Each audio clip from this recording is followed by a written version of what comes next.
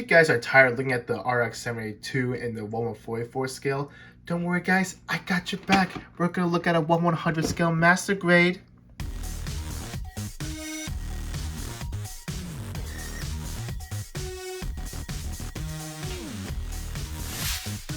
How's it going guys? Plastic Disasta here, filming in a very weird angle because I don't have the space for it. Wrapping up this month, and we're going to take a look at the master grade RX-78-02, I'm not going to do that joke again, Gundam. If you guys seen my review of the HD version of the RX-78-02 Gundam, I already gave like a little description about it, but the only difference is that this came out before the HD version. The kit came out in 2015, just a heads up. By the time this video is released, this kit is 8 years old. Taking a look at the box art, we see the Gundam standing there menacingly. We got explosions going off in the background, and if you look closely, we got some nice weathering all over the Gundam. Taking a look at this side of the box, we have the front and rear shot of the Gundam doing an action pose while holding a beam saber, and it looks like we have an option of giving it 2 beam sabers or 1 shoulder cannon and 1 beam saber. Moving on to the right, it gives you an option LED unit, and I don't have an LED right now. Maybe it'll look good with it. And moving either further to the right, it comes with effect parts for the little missile launcher, the gun mounted wrist, and the little Vulcan pod on the chest, weapon layout, the cockpit, and the figure, and marking stickers. Moving on to the other side of the box, it just shows an advertisement of the Origin manga and the OVA. Right over here is the Gundam Rising. I believe it's like a short video of the Gundam, of course, Rising. And moving on over, it just shows more action poses and showing off the articulation. And after opening the box, we are greeted with 6 bags of runners and a manual. Just to quickly go over the manual, right over here on the cover we see a familiar box art, and checking over the parts list, well, it looks like we're going to have a few leftover parts. Taking a look at the middle of the manual, we have an advertisement of the manga and the OVA of Gundam the Origin. Right down there is the color guide if you're planning on painting it, and right over here on the other side we have the RX-78-02 in more poses and action shots. Moving right over here just shows where you place the marking stickers. Moving to the back of the manual, we see a familiar front shot of the model kit. Runner A is going to be a multicolored runner. We got blue parts, yellow parts, clear, and yellow clear effect parts. We got 2 runner Bs that are gray parts for the joints and the inner frame. Runner C, we got more of these gray parts. D1 and D2, there are going to be for the white parts. More white parts for runner E, and for runner F, we got the red parts. There's G1, and sadly there is no runner G2, and runner H is going to be the darker gray parts for the weapons, well, the guns. Runner I, it almost looks like a lighter gray, and if you look very closely, and notice how it says 2.0, so I'm going to assume it's from the Master Grade RX-78-02 2.0 version, so it's going to share some of the same parts. Polycap runner, beam saber effect parts, and a hand runner, which is in a softer plastic. And finally, we have marking stickers and a color correcting stickers. Whew, that about wraps up the unboxing, and I am really excited to put this thing together. It looks like it's gonna take me a while because of all like the runners and the parts. I mean, it's a master grade, so understandable. So I'll put this together right now. I'll see you guys right after. Alrighty guys, and here is the kit all put together, and the build of this kit is actually quite interesting. Like, it's not complicated, but it's not that like beginner friendly. It's like right in the middle or perfectly balanced. So while I was building it, I accidentally broke off the chest piece because I thought I did something wrong. So when I took the blue piece out, it accidentally like snapped, but luckily I glued it all together. Hopefully you didn't see that. It's just like a little crack like there, but it's not that noticeable. The sticker placement, starting off with the head for the eyes, that's actually gonna go onto the clear eyepiece.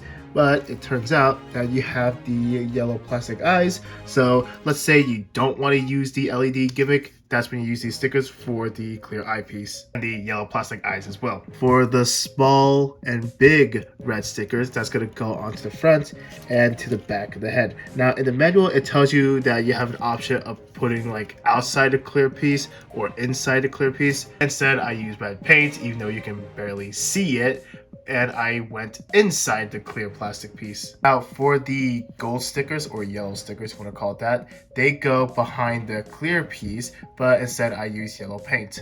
So if you are planning to use these stickers, make sure you pay attention which sticker goes to where. As for these blue stickers, again, this is another case of putting in or out of the clear plastic. With the big one right here, it goes to the early type beam rifle. And as for these two, the small one goes right in here, and as for the medium sized one, it goes right over here. For seam lines, knowing that this is a modern master grade, it's very well hidden, except for one seam line that's on the lower leg. To me, it's no big deal. If you want to get rid of it, go for it. That's gonna wrap up the out-of-box presentation. Overall, really impressive. I forgot to mention that it's really well done in terms of like color separation and engineering. And I can kind of see how some of these elements carry on over to the HD version. I'm gonna be working on this kit right now, and I'll see you guys right after. Here's the kit after a little bit of work. I gotta say, after working on this kit, it's actually fairly easy. It's just gotta do some little bit of panel lining, some painting, and I put in like a few market stickers like the EFSF logo, the RX-78-02 logo, and the white base, and the rest of it I just use water slides. I did use like a very few water slide decals because I'm trying to go for like the less is more kind of thing. Before we go to the accessories, let's go over the extra parts first. Now, first off, ideally the Origin Gundam would only have one wrist mounted gun, but since we have an extra, thank goodness, I decided to put it on. But if you want to use it like how it normally does, just use this piece on this wrist. We have another Vulcan chest piece along with this yellow piece. Now, normally the Gundam would have a blue armor plate on top of the Vulcan chest piece, but if you want to color swap it to a yellow one, that's up to you. Of course, the extra leftover piece on one of the runners, I'm not sure if you can find any use to it, but just something I just want to point out. Alright, so now we're finally moving on to the accessories, starting off with hand options. You don't get it because you get articulated fingers. Next up, you have the early type beam rifle. The camera can swing from side to side. You have a secondary handle that pops out, and you also have this little peg that flips out for weapon storage. And it could be stored either the back of the waist, and you can even store it on the back of the arms and the backpack. And you might be asking, well, how are you going to store it in the backpack? Well, take a look at this. Just flip this gray piece over and it will reveal, well, easier said than done, it should reveal another square hole so you can store it on the backpack. And to attach it, first you have to swing this little tab out, and just a heads up, the tab can either swing this side or the other side. Next, you're going to have to flip out the tab from the Gundam's palm, and then you can attach the weapon to the Gundam. And this is what it looks like when he's holding the gun, and I struggled off camera just to put the gun on the hand. And just a heads up, yes, that is how you attach the other beam rifle, beam sabers, and the bazooka. So that way I don't have to go through that process again. I'll rant on it a little more once I get to the articulation. Except you have the middle type beam rifle. Secondary handle can move side to side, the camera can move side to side, and here is a peg in case you want to store the gun. Except you have the bazooka, the handle can swing forward and back, camera can move side to side, this little piece can move up and down, and you also have a removable ammo rack, and get this, you also have another spare bazooka ammo. Except you have its iconic shield. You also have this neat little gimmick that if you can flip this switch up, it covers this little hole right here. You have the shield adapter which can swing up and down, and it is on a ball joint right here. The handle can also move up and down, and you can have the gun hold it like upside down or right side up. All you gotta do is just move this up, pull this out, and then switch it around, plug it back in, and slide it down. You also have these square holes to store the weapons. Moving on to the backpack, the next accessory would be the shoulder cannon. It is on a ball joint right over here, and rotation right over here, and you also have this little pumping action that if you can move it forward, it could also swing side to side just a little bit. If you want to swap out the shoulder cannon with another beam saber, it's just like switching out the ball joints, except you have beam saber effect parts, and you also have 3 more effect parts, and I'll tell you which one goes to where. For the flat one, that attaches to the wrist mounted gun. The round one, and yes, you have to paint white and gray to make it look like a missile's coming out, that attaches right over here. As for the pointy one, you have to flip out the chest Vulcan, and you can attach it like so. These three effect parts, it just make the kit just a little more special. To top off the accessories, you have an action-based connector and a 1/100 scale of Amuro Ray, and I did put a little panel line on it just to show you guys the details on this little figure. So that's gonna be it for the accessories. Let me take the effect parts off so I can move on to the articulation. By the way, the gun stays on. I don't want to go through that trouble again. Starting off with the head, it is on a double ball joint. Moving on to the shoulder, it is on a rotation. If you want to have a swinging forward and back mechanism, just kind of pull it out just a little bit and wiggle at the same time. And there you go, there's a swinging mechanism.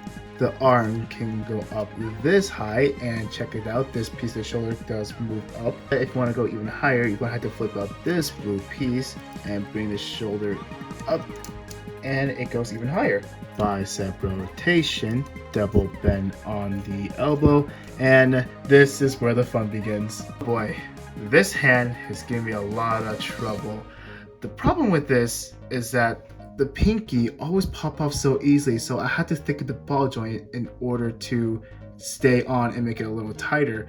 But just to move forward, the wrist is on a ball joint and it is on a little hinge, which you can fold the hand down this way, and there we go, it pops off. It's okay, at least it helps me show off the articulation a lot easier.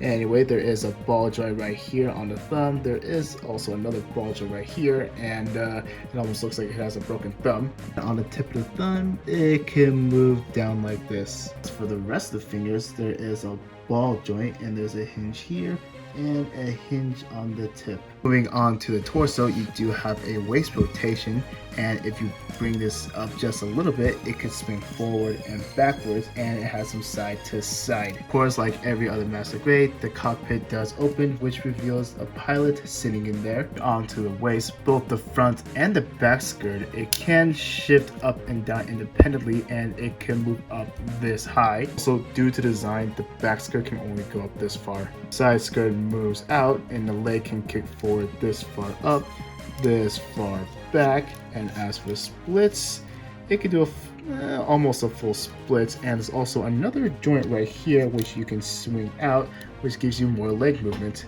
Thigh rotation, double bend on the knee, and check this out, moving armor panels. But also it does look a little weird because you have this little gap like right here. And moving down on the feet, it is on a ball joint, and as for the feet, it can go up this far, move this far back. It does rotate, the toes can move up, and the back toes can fold down, which is really nice. And as for the pivot, well, you got a really good one. And finally, moving on to the backpack, the thrusters can move up and down and rotate side to side a little bit. But if you also move this flap up, it can go a little bit higher. Speaking of thrusters, how could I forget this little gimmick that if you pull this out, it will reveal more thrusters on the back of the legs. Overall, the articulation on this kit is really great and solid, but it does throw you off a bit because of the hands, and I wish it would have come with fixed post hands. Moving on to size comparisons, here it is right next to a standard size 1/100 scale GM 2.0. And it seems like the GM is going to be out of the job, because if I want to review another master grade kit, I'm going to compare it with the standard size Gundam. Except here it is right next to the 1/144 scale Char Zaku 2, which makes me wish for a MG Zaku 2.0. And for those who are curious, here it is right next to the HG version. Now keep in mind, the HG came out in 2020. The Master Grade came out in 2015. Don't worry, this isn't a competition to see which one's a better kit. I love them both. Spoiler alert. And finally, here it is right next to Godzilla and Optimus Prime. So that's going to be it for the size comparisons. Let's move on to my final thoughts. Moving on to my final thoughts. Overall, yeah, it is a great Master Grade, and I already said I love it. Again, just be careful with the articulated hands, because the ball joints may not be the greatest, but it's an easy fix. All you gotta do is just thicken up a bit and it will be fine. Now the question is, do you think it is a must-have kit? I think so, because get this, it has more accessories than the 3.0 version, and I never built it. Look, I'm not throwing any shade at the 3.0 Gundam. I heard it's a really great kit, and if you guys built it before, let me know down in the comments below and tell me your experience. and I don't think I have any plans to get the 3.0 Gundam because to me, I'm already happy with the Origin version. So that's gonna wrap up the review. Thank you guys so much for watching, and whew, I built so many of the OG Grandaddy Gundam. Subscribe if you're new here if you want to see more content like this. Be sure to comment down below, leave a like. See you guys in the next video.